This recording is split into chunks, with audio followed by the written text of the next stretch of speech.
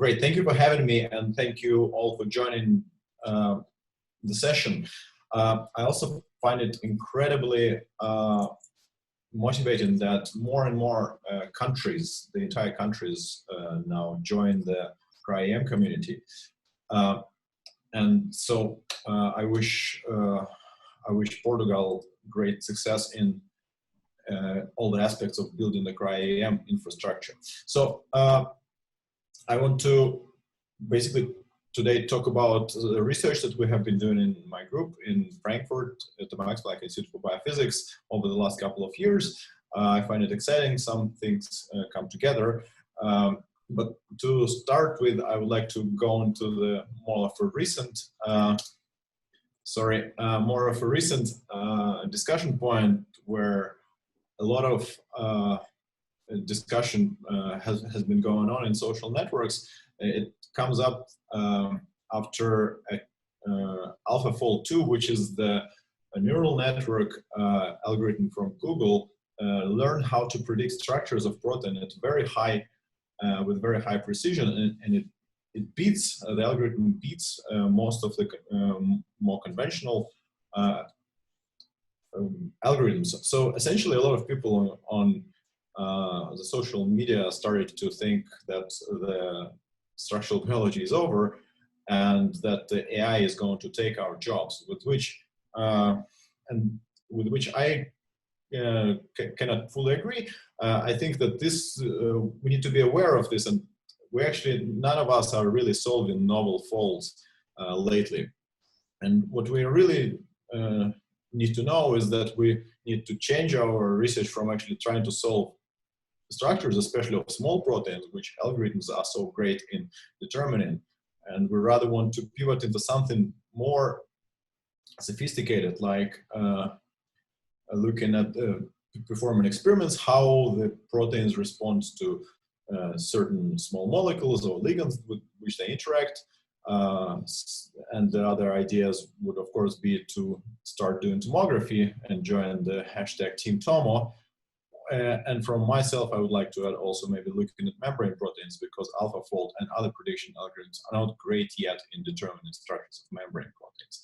However, I believe that's not impossible. So today I want to combine all those three things, like doing experiments on membrane proteins with the use of tomography, and tell you about the recent research that we've been doing in our group.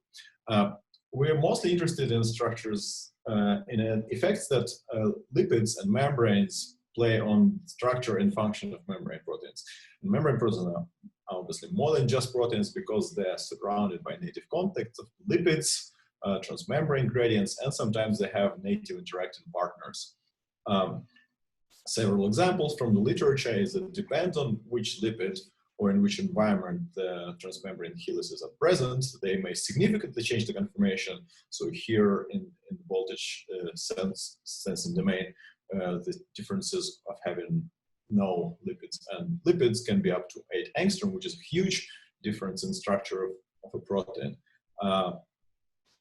Proteins may have non-trivial arrangements of lipids, and they can organize lipids in the membrane themselves. So in this example from Nigel Unwin, acetylcholine receptor imaged the native membrane by cryo-EM, organizes cholesterol molecules, lipids in a bilayer around one of the subunits. And this is suggested to be important for activation of the receptor. And a similar related pentameric ligand-gated ion channel 5-HT3, about which I'll be talking about later, likes to localize in the patches of membranes that have a lot of cholesterol. And in absence of this cholesterol, the currents, so the function of the protein is significantly reduced, which suggests that cholesterol is somehow really important for the activation of this receptor. Finally, a lot of our membranes are actually under voltage, and if a membrane protein contains charged residues, then this voltage would affect on basically on physically on every on such charged residues, and will affect the structures of the protein, obviously, and their function. And this voltage maintaining and generating this voltage costs a lot of ATP for cells, and they use it for signaling, for ATP synthesis, and for tissue-specific regulation of protein function. And if we purify those membrane proteins from cells, it's very hard to recover all those important regulatory functions that that we want to understand using the whole arsenal of cryo-EM. And so today I'll talk about cryo-EM, which we're trying to use all the toolbox, including single particle, cryo-EM, and tomography, plus averaging. And I'll show you two examples of ion channels which are extensively regulated by lipids, and I'll show you how we analyze them and what are the results. And then I'll tell you a little bit more about the way I see future of in situ structural biology. Yes, I hope you will be interested in that. Okay, so serotonin receptor. Serotonin is an important molecule in the brain that is considered to be the happiness molecule, and there are several receptors that respond to it. 5-HT3 is the only ion channel that is the serotonin receptor, so you can see it here on the neuron. A serotonin molecule binds to a ligand binding domain outside at the extracellular side of the protein, and it leads to a conformational change that opens an ion pore that's in the membrane, which leads to a cation flow. It's been known that phospholipids and cholesterol regulate function of the channel. However, the actual details are not yet very well known. And there are two structures reported in absence and presence of serotonin, so in the ligand unbound and ligand bound state by two exon groups in 2018. However, later the assignment of the states to being open has been debated by a very long duration molecular dynamics simulations. And we basically wanted to, we have been working on this and also decided to perform an experiment. But in our case, we add lipids and polymers, nanodisk-like polymers, around the protein during the biochemical procedure in order to add the lipids back to the protein in order to reconstitute the protein into the lipidated state. After that, we basically can perform single particle cryo-EM. We like to have our images rather dense and very packed. This way, this allows us to record images with single particle cryo-EM at high throughput, and we can have basically a very large amount of proteins in single image. And this is work by two of my group members, Yi and Patricia, in collaboration with our friends and colleagues Horst Vogel and Shuguan Yuan. So we have solved three structures in two conditions, with and without serotonin. And interestingly, without serotonin, so no ligand added, we could obtain two structures, fully symmetric and non-symmetric. I'll show you what non-symmetry later is. And in presence of serotonin, we obtained one structure, which was also non-symmetric. In all the structures, we could observe a density which was located between two helices in the transmembrane domain, and this density in all the subunits looked like cholesterol, and this is also a binding site that was suggested by the literature. Only in the state with serotonin, we found a density which looked like a phospholipid, and it was located between two of the subunits in the transmembrane domain. Interestingly, in the structures without serotonin, there would be not enough space to accommodate such phospholipid. This suggests that this phospholipid is present only in the structure with serotonin, and it suggestively stabilizes the open conformation of the receptor. Now, what are the effects of these lipids comparing to the structure of this receptor reported without lipids in detergent? We could observe up to 10 angstrom differences in the positions of the transmembrane helices, and this is a huge difference and obviously has implications for the gating, we could observe differences for all the helices, including the most outer helices, but also the helices in the middle that organize the ion channel in the middle of the receptor. Here you can see the ligand binding domain. The dark blue is the structure of the ligand binding pocket in presence of serotonin, which you can see here in yellow. And the bright blue is in absence of serotonin. So what you can see that addition of the molecule of serotonin makes the arrangement of the side chains more compact in the ligand binding domain. And this ligand binds over here, roughly 5 nanometer away from the actual pore, which is in the transmembrane domain. So the binding of the ligand here leads to a rather large distance propagation of the activation, which then opens the channel in here. Interestingly, when we compare ligand-bound structure in detergent, we see that here in red, that the ligand binding domain is not that compact, and it's actually arguably slightly less compact than even the structure with lipids but without serotonin, which suggests that if in absence of lipids, the ligand actually doesn't bind properly and cannot make the ligand binding domain very, very compact, and therefore would likely not open the channel, the ion pore completely.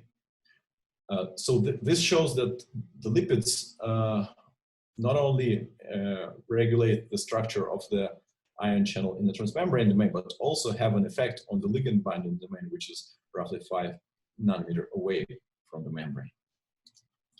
So we could analyze the structures in terms of the ion flow, and our collaborators also performed molecular dynamics simulations, and we can see that sodium ions actually can go through the pore. In our case, only in presence of serotonin, we could observe 4 events.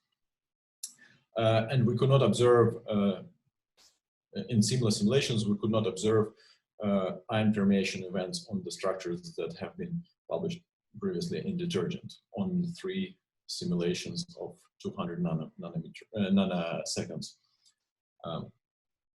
So this suggests that actually having lipids is important, and the stabilization of the transmembrane domains by cholesterol and phospholipids actually leads to a stable open structure. Interestingly, the open state was not symmetric, and 2 of the subunits were rather widely rotated, and 3 of the structures were rather mostly shifted away from the center. And together with this is very interesting because all the subunits actually it's the same. It's a homo pentamer, so all the subunits are the same, but the open state is appeared to be asymmetric. We know that actually the channel does not need all the 5 serotonins to be open. So physiological experiments show that with 3 serotonins bound to one single receptor, it can also get activated. And this makes us to suggest an activation mechanism for the receptor. Without the ligand, serotonin receptor can shuffle between a fully symmetric and non-fully symmetric state. And in the non-fully symmetric state, we suggest that it can bind ligands. And then if it binds more than one ligand at the non-consecutive ligand binding sites, then it generates short currents. And then when 3 serotonins are bound, it generates full currents. And after this, it goes into the desensitized state, and then could go back to continue the activation process. So this is potentially rather exciting, and we were happy to we're trying to share this with the community. So, however, once we tried to publish it in one of the journals that Jose suggested that are my home journals, which it was new to me, it was criticized that the authors have not presented a sufficient evidence of the physiological state of our structures. To be honestly, I was a little bit surprised by that, and I disagree with the statement. However, we can rationalize this in the following way. So the way I think about it, that there is a hierarchy of the physiological relevance of structures of membrane proteins. So first, probably, if we solubilize the protein in detergent and image it in detergent, we would obviously get the structure. However, it's probably a priori less native if it's reconstituted into nanodiscs and imaged by single particle cryo-EM. And this, in turn, is likely less imaged if the protein is imaged in membranes. So difference from nanodiscs to membranes is that nanodisc potentially could constrain the lateral movement of the helices of the protein. And especially for the ion channels, which like to open the pore in plane, this can be critical and important for the activation. So having flat unrestricted membranes, potentially native, is certainly more physiological than structures in nanodiscs. And then finally, native tissues are obviously even more native than native membranes because there may be certain effects that are lost during purification of the membranes or a protein. And then in general, more native structure is in that direction, and it's generally more difficult to image structures of proteins, membrane proteins, in the more physiologically relevant state. I think from the imaging point of view, there is very little difference in solubilized protein in detergent and in nanodiscs. Like from the imaging point of view, imaging in nanodiscs is even a little bit easier, but it requires an extra biochemical step which needs to be optimized. So the way we think about it to going forward, we actually could image this receptor 5-HT3 in native membranes. And for this, we found a paper that was also suggested for this particular receptor, that when we produce cells in cell culture, they always generate small microvesicles, which are then present in the cell culture supernatant. So we can collect them and put them on a cryo-EM grid and image them with cryo-electron tomography. This is a slice through a tomogram of one vesicle, which is rather large, and we can see that it has tons of these little barrels on the top, right? And every little barrel is actually a serotonin receptor. It's present in, it's not present in the control vesicles that we imaged, and at least the dimensions and the overall shape definitely suggest that this is this serotonin receptor. Also, it has been imaged, I mean, this paper also performed imaging of fluorescently tagged version of this receptor.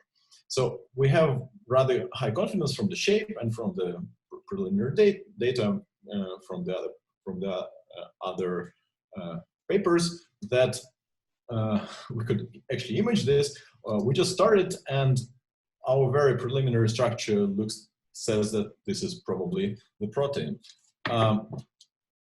However, we would need a bit more time to actually get to a slightly higher resolution.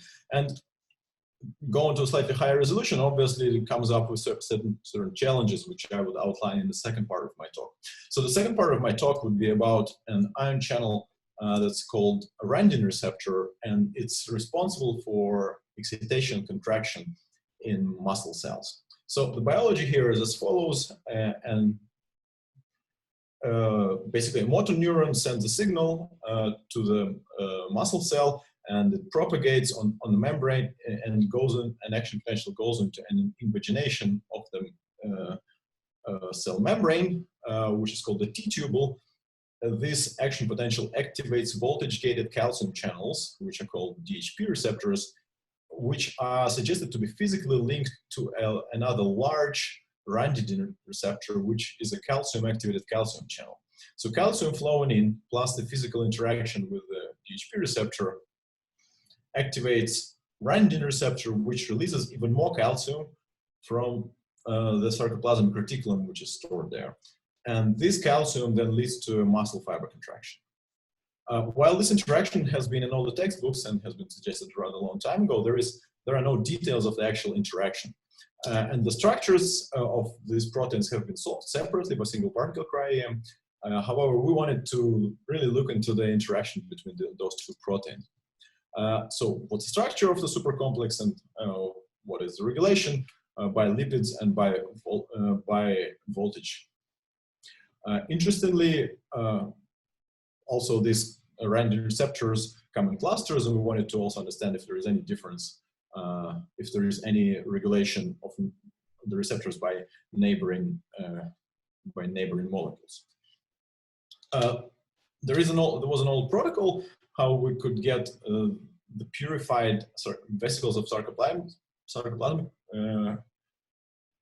of the SR basically together with the T-tubule from rabbit muscle. And so a fresh rabbit muscle goes through a rather simple set of biochemical procedures, and the final sucrose gradient then goes directly on the cryo-EM grid, which it can be imaged.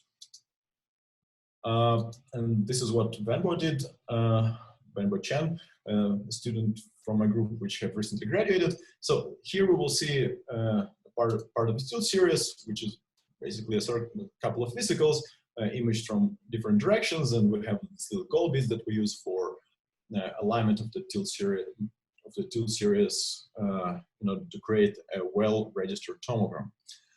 This is a slice-through tomogram where we can, so tomogram is a three-dimensional volume, and we can see that on a certain height in a tomogram, we see those very, very large molecules. So if you look at them, they're tetrameric. And ryanodine receptor is a gigantic ion channel, which is roughly 2.2 megadalton, and it really helps us to identify it in the dense native membranes.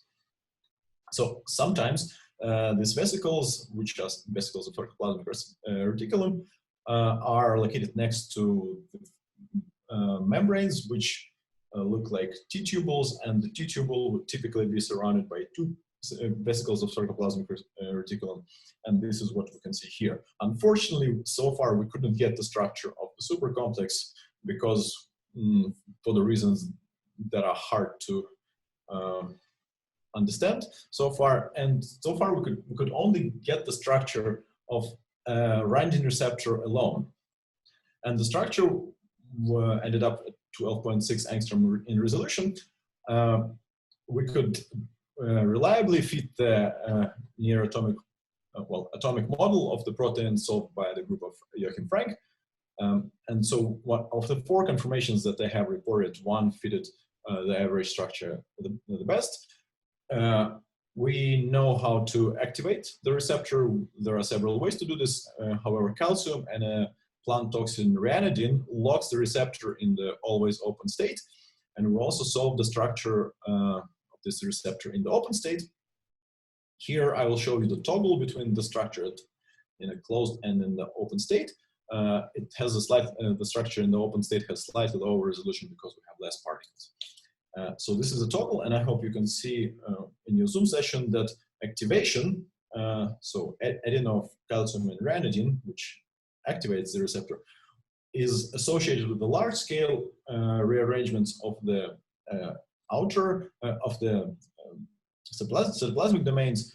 This was known from the experiments on purified receptors. However, what was not known is that together with these conformational changes at the cytoplasmic domain, the protein also bends the membrane, and you can see that the change in the curvature of the membrane is actually rather dramatic. Then, after we saw this, we actually also looked at the membrane that is around the ryanodine receptors, and we could see that actually while the membrane around all the other proteins is rather smooth, the membrane around ryanodine receptor is actually curved. So the ryanodine receptors that we have in our preps also obviously reorganize the membrane around themselves, make it more curved than it otherwise would be, and then upon activation, they bend the membrane even stronger. What are the consequences of this is that probably membranes do not generally like to be bent, and they would, on the open receptor membranes, would apply the force. It probably would be a rather small one that would that would contribute to the closing of the channel. At the same time, so what causes this curvature, we don't really know yet, but this is a non-trivial arrangement of the membrane around the receptor, which otherwise we would have not been able to identify. Also, there are several densities that we have observed in our structures. This would be the extensions in the sarcoplasmic reticulum, and a little transmembrane helix, which is not the part of the single particle structure of purified receptors. We have rough idea what this is by looking into the literature and making experiments with calcium concentrations, but I will not go into too much details here. What's interesting, however, is that when we do classification of the particles that from our data set, we see that we have a larger major conformation, which has 45% of particles, and 3 conformations that are less populated. And interestingly, if both groups that reported single particle structures reported that the distribution of particles into classes was, for their data, was rather equal. So 25% roughly, a little bit more and a little bit less. This suggests that in native membranes, there is actually a different distribution of particles, meaning that there is a different energy landscape, where one of the conformation is major, and the conformational changes in different classes are actually less likely to happen than would otherwise happen in the structures of the purified receptor. And I find it very exciting, and we need to actually consider this one once we try to understand the conformational landscape of the protein which leads to activation. Obviously, one thing that was slightly underwhelming is that at the resolution of 12.6 angstrom, we do not see secondary structure. And as a result, the information that we gain is more based on the domains. And so for us, it was highly interesting to actually try to go ahead and push the resolution of these structures. And ideally, what we would like to have, structures of each of those classes at the resolution of 6 to 9 angstrom, where we could actually position a secondary structure and try to understand maybe at least conformational changes based on the secondary structure, and maybe with the help of molecular dynamics, we could have some energy contributions. So we went ahead and thought about how to get structures at higher resolution. This is a little swing into the methods that I want to show you. So subtomogram averaging, that's what we used for the structure of ryanodine receptor. It allows us to look really into the native membranes. However, it's a method with a steep learning curve and multiple manual steps, which all accumulate imperfections, and it's very, very slow compared to single particle cryo-EM. As a result, while there are few high resolution structures that have been reported for subtomogram averaging every year, the average structure is roughly at 30 angstrom. So this means that it's possible to get high resolution information. However, most of the groups do not achieve that. And so what our consideration was that from knowledge that we have from single particle cryo-EM is that sample in the ice layer moves while it's exposed to the electrons. You need to expose it to electrons to get contrast. However, the more you expose it, the more contrast you get, the more the sample moves. As a result, your tomogram is not a rigid body, and when you reconstruct your 3D tomogram, it's not really coherent. Additionally, high tilts contain worse data because the ice is thicker when you tilt it, and there are also problems associated to defocus determination and correction. And finally, generating good tomograms is actually difficult and laborious, requires a lot of time.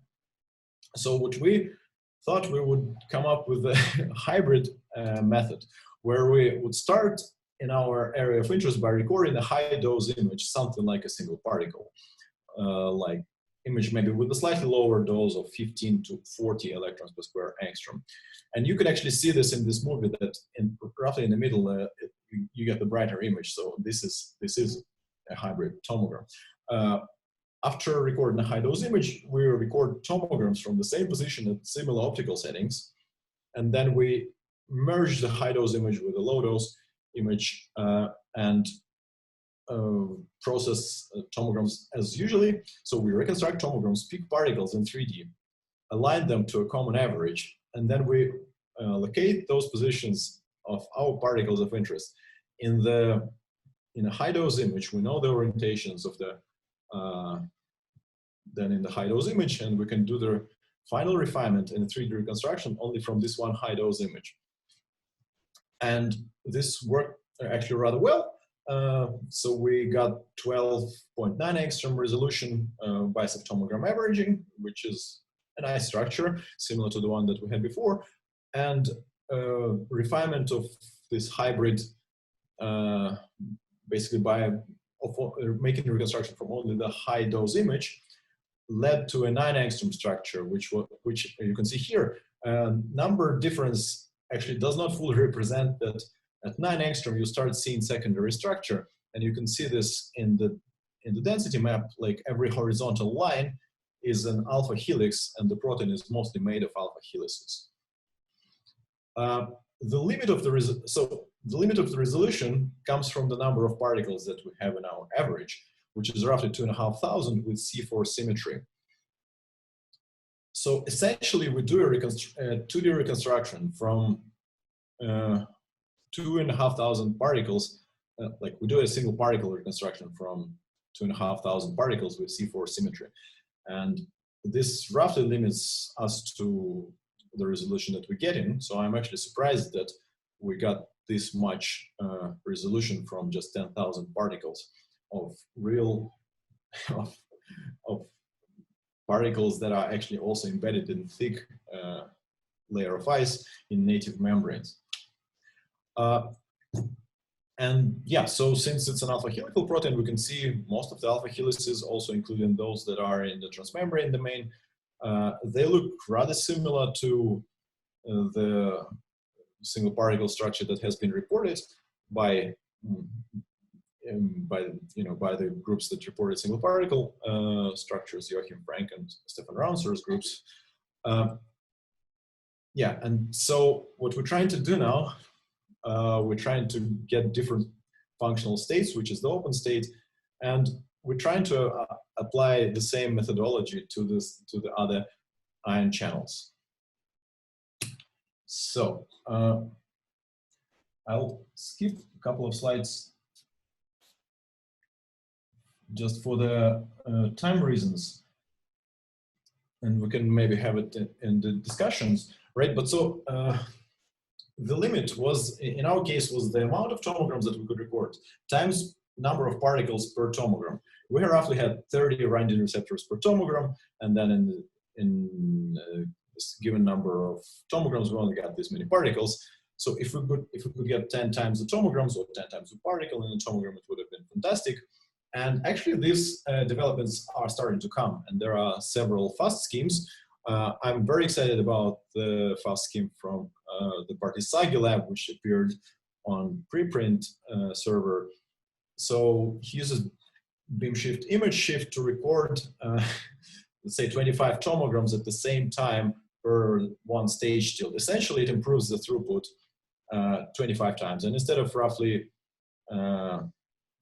recording something like 50 to 100 tomograms per day, Alberto said yesterday in his webinar that they could record up to 800 tomograms per day.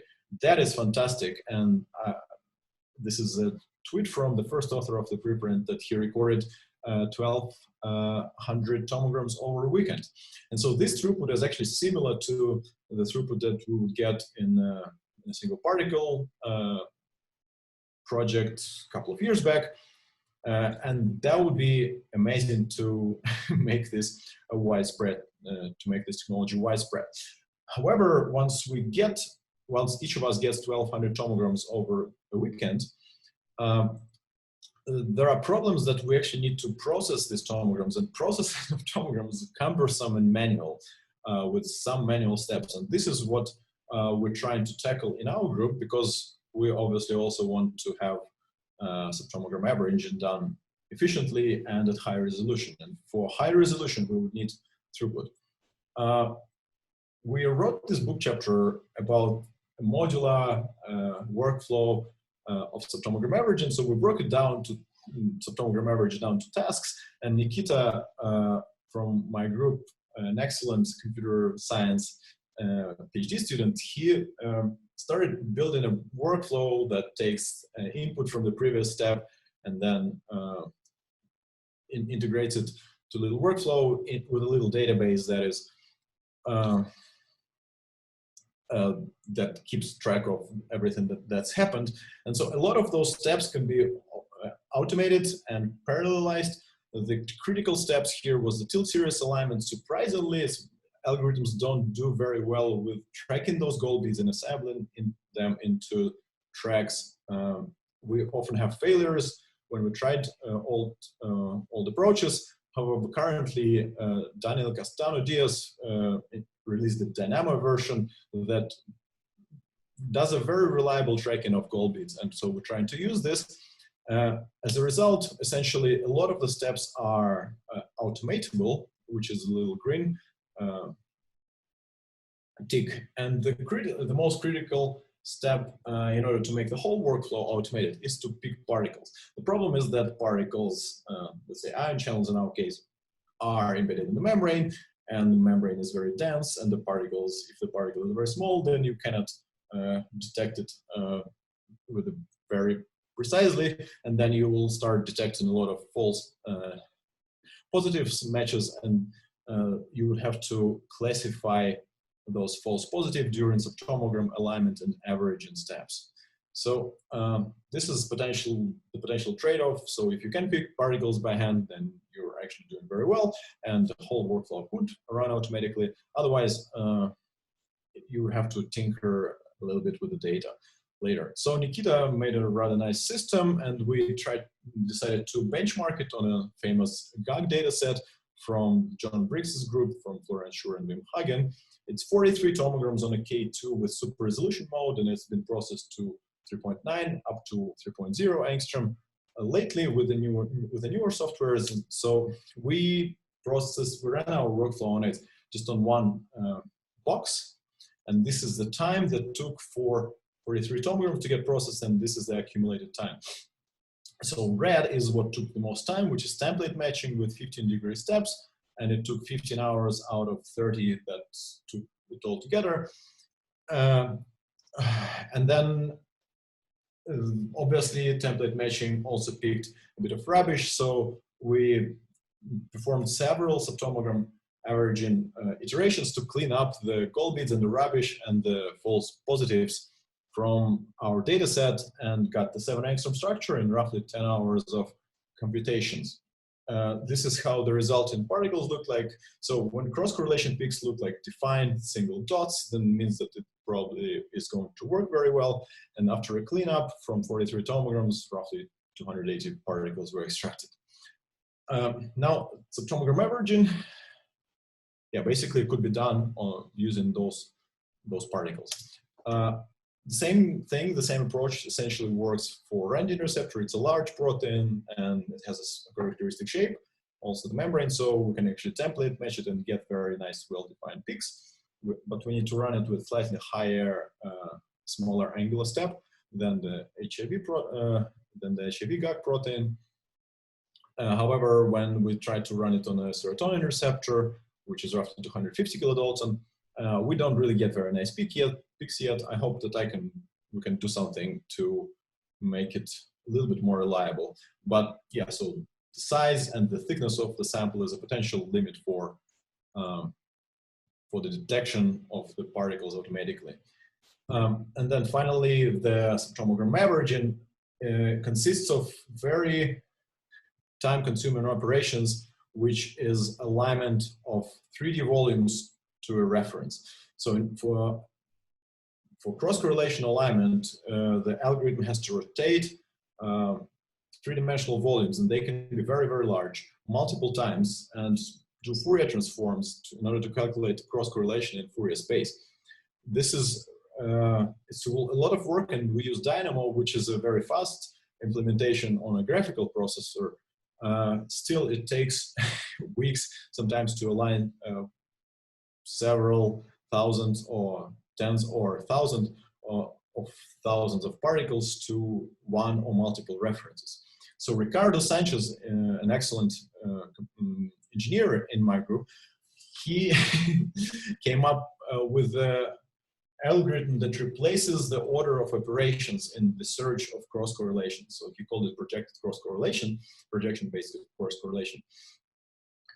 Essentially, you can, instead of rotating 3D volume, you can reproject 3D volume in different directions and calculate cross-correlation between reprojections of your volume and the observed and the particle observed in different projections. So you, instead of doing 3D cross-correlation, you do a set of 2D cross-correlation from which you reconstruct a 3D volume.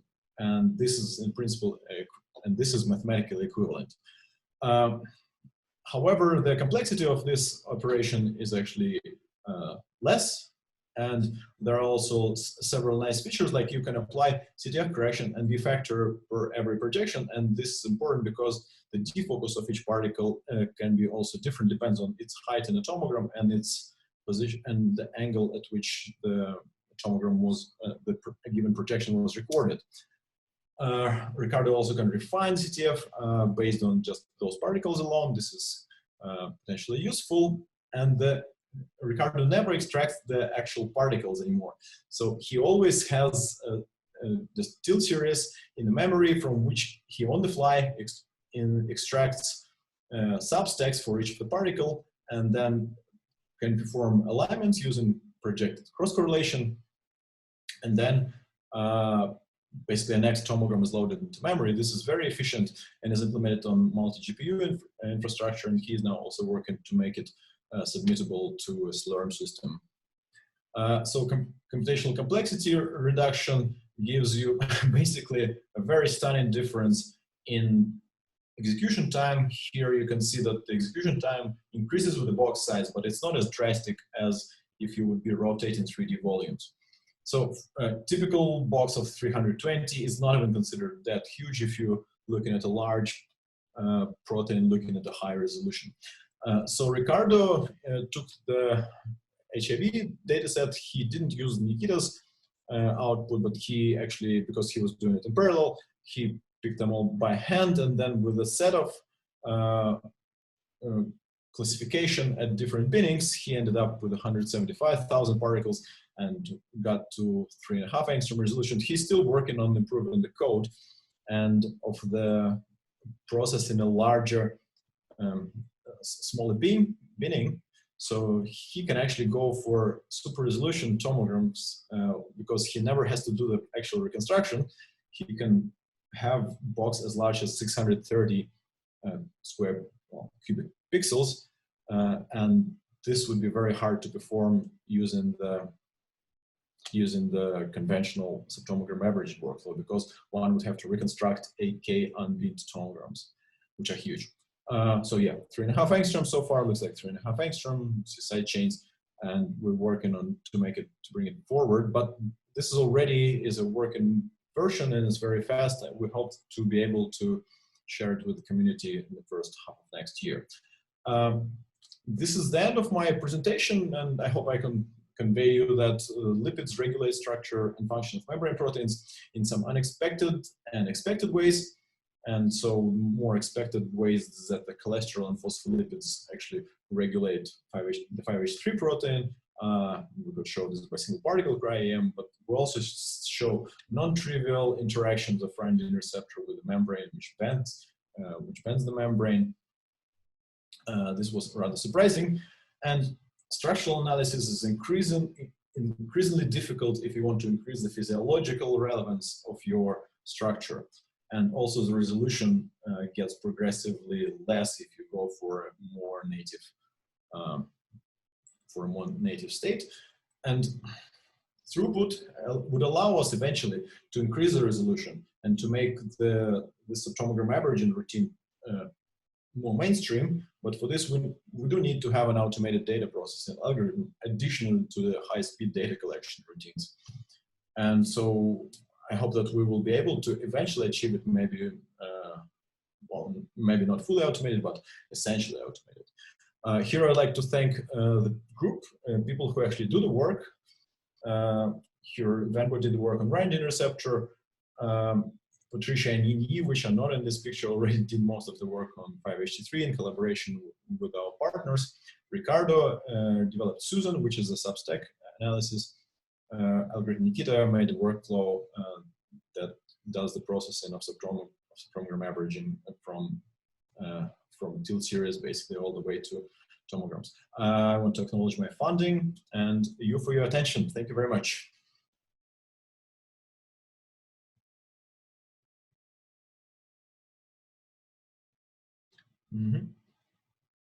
Okay, so thank you, Misha. Amazing presentation. I always get amazed to the level of complexity and the level of detail that one can get with such an approaches. For a crystallographer, it's always astonishing to see these results. So we are now open for discussion. You can either raise your hand and I'll pass the word to you, or you can just put your question in the Q&A panel. To start, I have a question for you, Misha. So in the ryanodine receptor, you mentioned that you see some unexplained densities in the native membranes when comparing to the purified receptors that you have. How do you plan to identify these densities?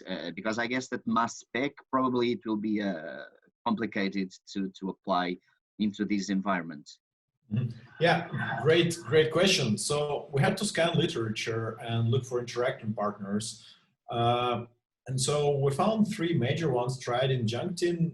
These are two proteins that are suggested to co-localize with the random receptor, and they both have one transmembrane helix and a large non-transmembrane part. So we suggest that this could relate to one of those two proteins. With the extensions inside the SR, the interacted partner that was suggested to interact with random receptor from that side is called calsequestrin, which is a protein that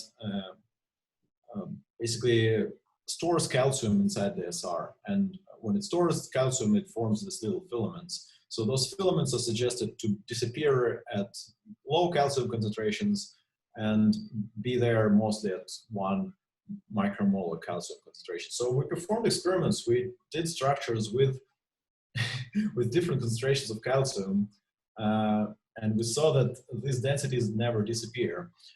And then basically this suggests that this is not calsequestrin, and there are 200 residues roughly of random receptor sequence, which is not built in this atomic model. So they're around here. So we suggest that this would be the density that actually belongs to the random receptor, which is just not ordered enough to be built into an atomic map. Okay, got it. So some questions are coming in. So Sara Teresa is asking here, so what imaging strategy would you suggest to determine the structure of transient or rare protein-protein interaction events?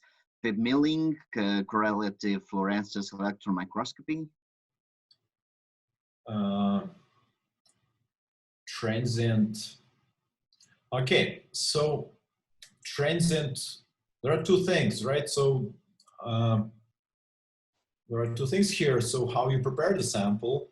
The best way to image the sample would be to come up with something with a system where you have abundant protein, so your protein must be present in many copies in a single tomogram, and it has to give thin ice. This way you will get very nice tomograms. So if you can reconstitute your your two interacting proteins in a liposome, that would be an amazing way to study protein-protein interactions. I'm not aware of any papers that actually successfully did this, but I think that potentially with the technology going more mainstream, we could actually see protein-protein interactions studied on lipid vesicles. If you want to do this in cells, then obviously you would have to do Fib milling. For something that's very transient, you would want to localize this using correlative microscopy, as you're right. But yeah, correlative microscopy makes it less high throughput in principle, because you would have to, you cannot image it. If you cannot image it, your protein complex interaction in every hole, then you're going to lose a lot of throughput. And then if you really want to rely on correlation in order to locate your small proteins, then it's also unlikely to work very well, because in tomograms you most likely would reliably only see large proteins like randin receptor in our case. Okay. Right, and then so for the transient nature of the interaction, you would have to do classification or increase the time, increase the frequency of the interaction actually. Yeah. Okay, I think that was perfect for Sarah. So Jose Maria Carazo is telling you great talk, thank you. So his question is, which are the similarities and differences of your hybrid STA and Tigress? And Thank he's you, looking Jose Maria. forward to have Susan. Oh yeah, I hope you'll have it at some point too. Thank you. So thank you for the question. So the difference between Tigress and hybrid STA, their basic approach is similar. It's a different implementation. So Tigress does not use the high dose image as a part of a tomogram. We tend to use it. We don't see any problem with it, so we just incorporate it, and we don't lose any any dose that otherwise could be used for alignment. And then also, Tigress essentially uses free-align scripts. So our implementation of hybrid STA uses Reliance, so we think that this would be complementary. But the basic principle is similar. Okay, okay, thank you. So Jose Maria is saying thank you to you. So, okay, so we have another question here from Jose Rodrigues. So regarding the hypothesis of a different energy landscape across the membrane due to the differences in activation states of each channel, is there a possibility to map each individual particle from different classes in the original micrograph? Yes, fantastic question. Obviously, you know where each particle is and to which class it belongs. So in the EMBO journal paper, we did also principal component analysis, and we saw that the principal component, the first major component is the bending of the domains. And this basically particles with similar structure according to this principal component were located nearby. So there is indirect evidence so far that particles with different, with similar functional states are located nearby. However, I would obviously like to redo this experiment with this measurement with higher resolution structures. So if we will be able to get structures at 9 angstrom for multiple classes, then we can really look if the particles with similar classes are located nearby. That would be a fantastic experiment. But in principle, I expect that they should be regulated spatially as well. Okay, thank you. So I had a raised hand here from Ana Cordeiro. I don't know if she still wants to do the question. I can pass the microphone into her. Anna, do you want? I'm opening your mic.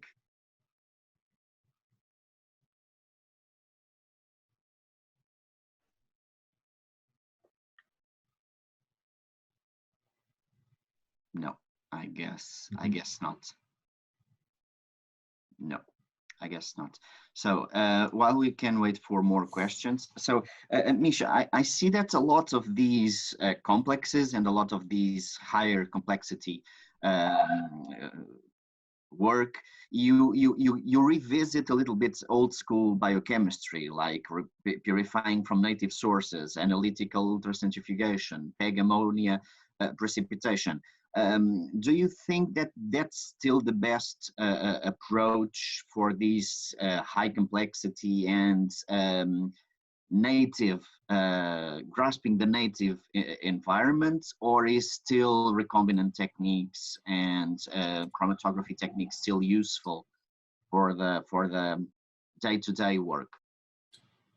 Yeah, great question. So,